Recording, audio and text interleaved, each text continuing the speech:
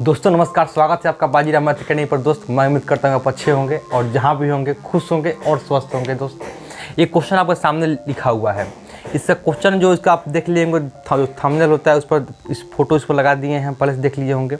इस क्वेश्चन को बनाने के लिए आपको थोड़ा सा अप्रोच जाना जरूरी है। अगर ये क्वेश्चन राइट आपको एग्जाम में आ जाए तब क्या आप अप्रोच रहेगा, मैं ट्रिक्स और कंसेप्ट दोनों बताऊंगा। ध्यान समझिए बात को। इसमें क्वेश्चन में निकालना क्या है, सबसे पहले ये चीज़ हमको ध्यान देना पड़ेगा। हमको निकालना क्या है, जो निकालना है उसी पर फोकस करेंगे। हमको ज़रा कुछ एंगल कुछ साइड निकालने की आवश्यकता नहीं है। जो निकालना है सिर्फ उसी को पकड़ बनाइए। सबसे पहले दिया हुआ है यहाँ पर हमें निकालना है क्या, BDC। अच्छा देखेंगे BDC एंगल कहाँ है, यानी एंगल D निकालना है। जो एंगल निकालना रहता है वह एंगल दो कोण के बीच में रहता है। इसे कोण B है, कोण C है, बीच में कोण है, बीच में D है, तो हमको निकालना है कोण BDC। कोण B यहाँ पर है, कोण C यहाँ पर है और कोण D यहाँ पर, यानी हमको ये वाला एंगल निकालना है BDC।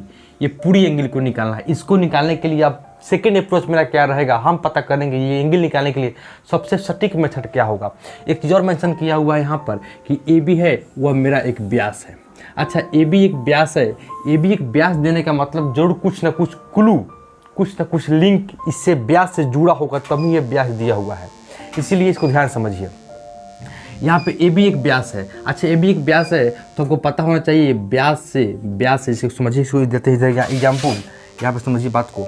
अगर यहाँ पर कोई सेमी सर्किल है, यहाँ पर कोई अगर सेमी सर्किल है, अगर इस सेमी सर्किल से और कोई इस पर बनता है सर्किल, अगर ये व्यास है, मान लीजिए ये है AB है, इस AB व्यास पर कोई एक सेमी सर्किल है। इस सेमी सर्किल से और दोनों साइड से, दोनों छोर से कोई भी लाइन अगर परिधि पर टच करता है तो वहाँ पर 90 डिग्री का कोण बनता है। और चाहे यहाँ पर बने तो ये भी एक 90 डिग्री कोण बनेगा। या इसके लिए अगर ये यहाँ पर बनता है, इस कोण से यहाँ कोण से इस कोण को पकड़ेंगे तो ये भी 90 डिग्री का कोण बनेगा। क्लियर? ये सभी कोण बनता है 90 डिग्री के। कब? जब दो छोरों से कोई साइड निकाल कर और परिधि पर टच करे, उस परिधि पर जहाँ टच करता है वहाँ पर 90 डिग्री का कोण बनता है। उसी प्रकार देखिए यहाँ पर ये AB एक व्यास है। इस छोर से एक लाइन निकल रहा है और इस छोर से एक लाइन निकल रहा है। यहाँ पे मेंशन नहीं किया हुआ है, दरअसल यहाँ से एक लाइन निकल रहा है जो क्वेश्चन में दिया हुआ नहीं है। इस छोर से एक लाइन निकल रहा है और इस छोर से एक लाइन निकलेगा, जो यहाँ पर टच करते हैं ये कोण बनेगा 90 डिग्री का।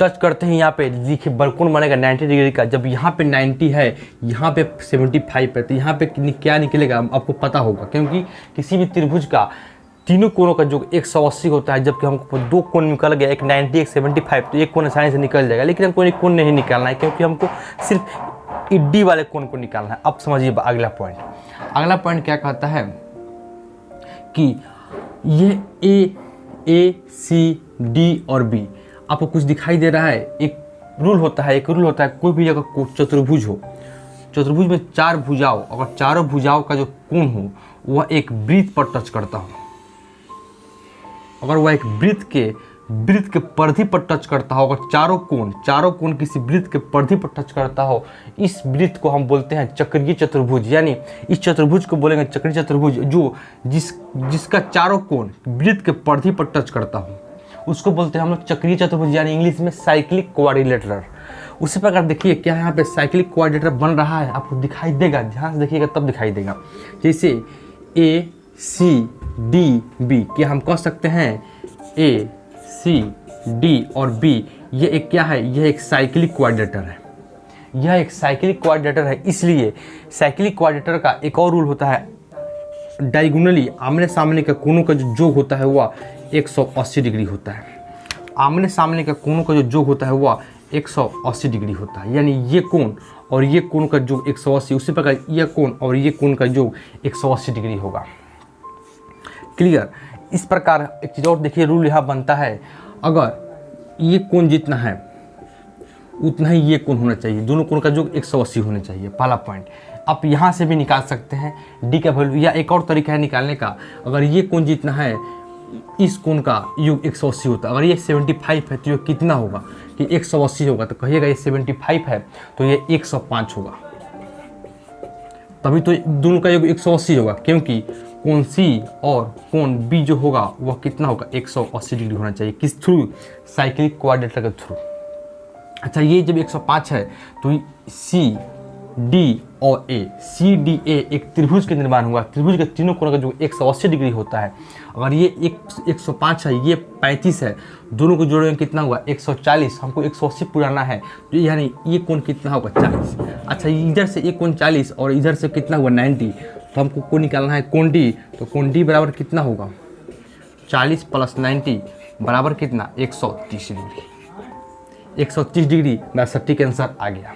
इस प्रकार आप निकाल सकते हैं। मैं उम्मीद करता हूँ इसको आप पसंद किए होंगे, समझ गए होंगे। अगर समझ गए होंगे दोस्तों, वीडियो को लाइक कीजिए, सब्सक्राइब कीजिए और दोस्तों के पास ज़रा शेयर कीजिए। आपको अच्छा लगेगा तो ज़रूर इसको शेयर जरूर कीजिएगा। मिलता हूँ मैं अगले क्लास में।